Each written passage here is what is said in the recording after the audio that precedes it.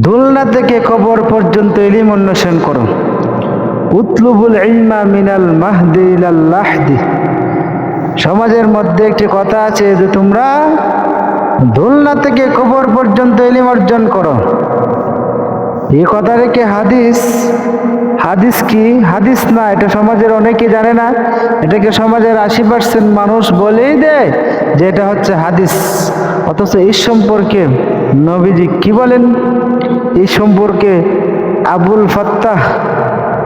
Abdul Fattah Abu ওয়াদ্দা রাহমাতুল্লাহ আলাইহি লেখেন, লাইসা বি হাদিসিন নববী, এটা নবীর কোনো হাদিস নয়, নববীর কোনো কথা নয়, নবীর কোনো কথা নয়।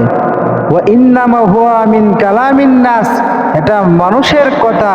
ফালা তাজুজু ইজাফাতুহু ইলা রাসূলিল্লাহি সাল্লাল্লাহু আলাইহি সাল্লাম, অতএব এটাকে নবীজির কথার দিকে ইজাফত করা, নবীর কথার সাথে হাদিসের সাথে গুলিয়ে ফেলা, এটা কখনো বৈধ হবে না।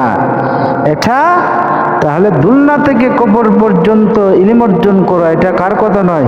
It is not about the prophet, it's about people. এটা মানুষের কোনো কথা নয়, এটা জনগণের কথা, এটা মানুষের কথা, এটা মানুষের প্রবাদ। অতএব এটাকে হাদিস বলা কোনোভাবেই বৈধ হবে না।